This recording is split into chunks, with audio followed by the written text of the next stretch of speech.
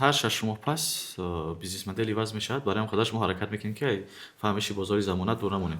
ма ҳар 6 моҳ пеш намедонистам, лекин ҳам дар курсҳое ки шумо иштирок кардам, бисёр чизҳои даркориро бо дар курси ҳамин дар курси Саид Аҳтам Атоев бисёр чизҳоро асобина системаи фурӯш.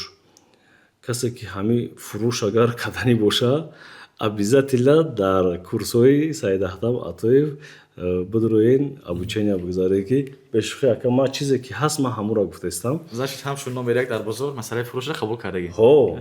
Тавсия мекунам. Ҳамин чизе ки масалан шумо гуфтагин, ман ихел гуфта метавонам.